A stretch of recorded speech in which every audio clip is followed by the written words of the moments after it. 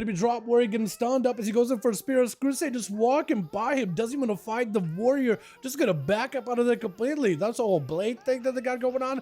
Doesn't want to touch it. Doesn't want to deal with it. Drop warrior is gonna go for a big recklessness. Trying to go for that Odin's Fury in order to empower their damage. Bleed up Crusade. Gonna be big defenses. IBF with a Lichborn. That's a lot of defenses. That's a 20% from IBF, if not 30. 15 from Lichborn. And Drop Warrior is still able to crack through those defenses like an egg. Drop Warrior is absolutely just rampage onto Crusade. Is trying to go for big grippy hand, trying to summon up on pets, maybe empower their playstyle. I wonder what kind of build does Crusade go for. Actually, it looks like they may be starting to get an upper hand over Drop Warrior GG. Quick reflect up. What kind of build does Crusade play? That's my question right now.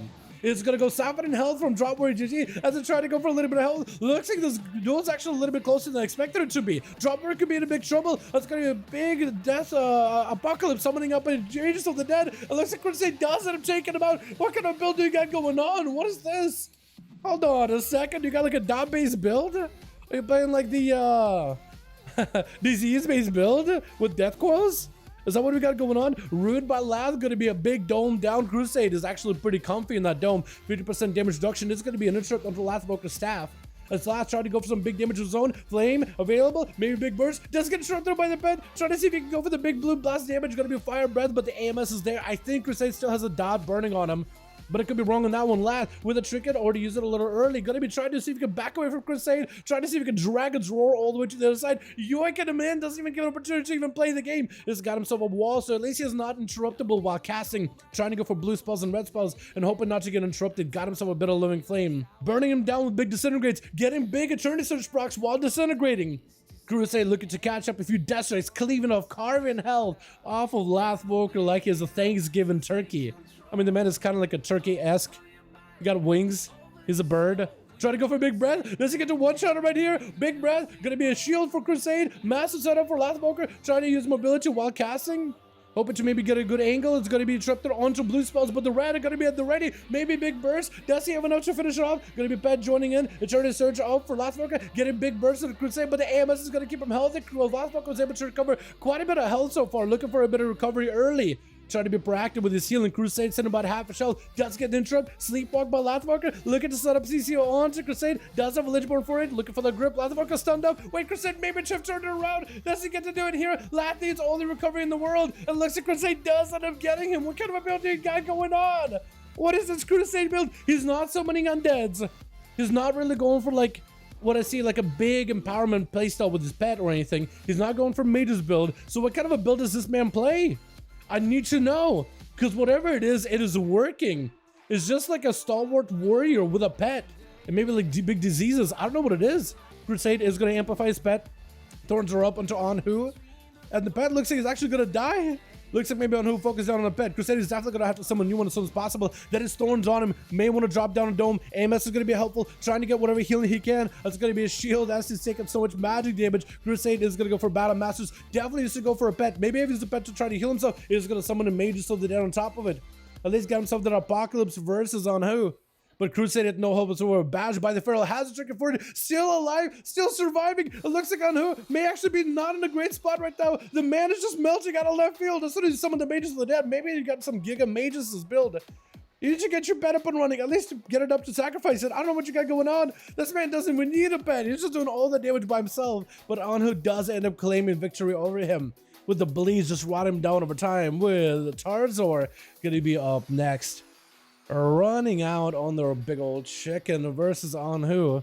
Gonna be Tarzor trying to go for a few instant casts. Definitely is gonna have to go for a big setup. Anhu getting hit with a Mortal Coil. It does get a Skull Badge on Tarzor. Savage to delay the burst a little bit. Plenty of defenses in order to survive this onslaught by the Feral. The Feral actually won this off really early on, so playing a big defensive really quick, but it's going to be bleeds burning on Tarzor. May have to pop a wall either way. That should potentially be Dark Pack. That is bleed damage. He's going to go for a big self-heal, trying to go for the Dark Pack. Maybe should have used it a lot earlier just to put it on cooldown. That would have helped him soak up all those bleeds.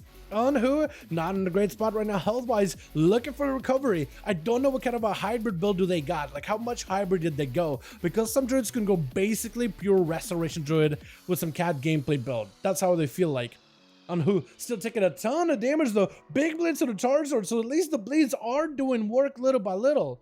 But for Anhu, it's really a question of survivability. Can they survive with all these pets long enough? And double Felguard is looking like it does work. Big Demon Doggo bite. Anhu is not in a great spot. The pets could just sick him and send him over the edge. He needs a heal right now. This pets could do enough work by themselves. And there goes what looks like a hand to go down instant cast. I'm like, what is this hand to go down instant cast stuff you got going on Tarzar?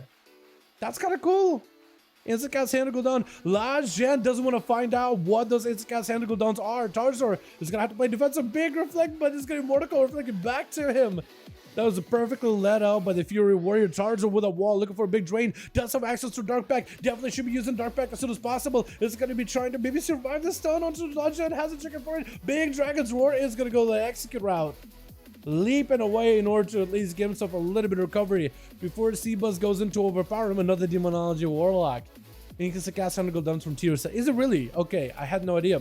Lajan taking a lot of damage from those pets behind the pillar, but he is a Fury Warrior. Maybe if Lajan went all the chance for self-survivability, could potentially just survive these pets. And it's looking like he's actually been proactive, trying to kill those Felguards. So then Seabuzz is going to have to resummon a new one. If Lajan can do it often enough, which Seabuzz can't, resummon a pet fast enough, eventually you leave the Demonology Warlock without a pet. That means without crowd control, without bonus damage. And Seabuzz needs to be very, very proactive with maintaining his pet as best as he can. Trying to go for that Tyrant. Last Gen with a Reflect. Seabuzz is going to have a Curse reflected back onto him. Last Gen with a Reflect, using that 20% damage reduction. Needs to get away from the Tyrant as soon as possible. Does have a leap. Does have a connect away from the pets, but behind the pillar, away from Seabuzz. But Seabuzz is going to force him back out the open. With the Tyrant is able to get blasted him out. Last Gen with a big defensive. Got him some big spear. Seabuzz can't really go anywhere. Massive damage for Last Gen. Does have no damage. Mordecai sent him away, but that's going to Seabuzz with a fear. Last Gen maybe can break out of him, but the man has no health whatsoever. And Seabuzz is trying to see if he can drain him down. My goodness, this Demonology Warlock just turning around. That's absolutely dominating. As soon as you enter stage, gotta be Coil World with a spear. Seabuzz had the Soulborn Hellstone at the ready. Just try to see if he can survive Coil Warrior. Big board is Coil, goes in for a massive charge, reflect or a parry up and running. Coil needs to get all the bleeds. Maximize damage. Got himself a good proc. Seabuzz hurting, taking a lot of damage. And Seabuzz is trying to see if he can reposition himself in a better spot, looking for a Drain versus Coil Warrior. Maybe he can do it. Big slow zone to Coil. Does Seabuzz have anything more left? Coil needs to find a way to finish this duel real quickly. That's going to be a big shield. Coil with a stun. Could be in a big trouble. Mordecai to follow. Coil with a coil. Trying to go for a big charge. Commanding shout to try to give him some borrowed hell, but I think Seabuzz may just have it. That's a rough one, man. The Demonology Warlocks and these pets by themselves do a ton of damage. They even nerfed Demonology a couple of times too. Crusade, what's your build? Would you go like a disease focused build? What was that? Oh, okay, it's like a mix of disease, but mostly like a Unholy Assault strength build, is what I understand. Because you summon the mages for sure, and you also play the Necromantic Bargain.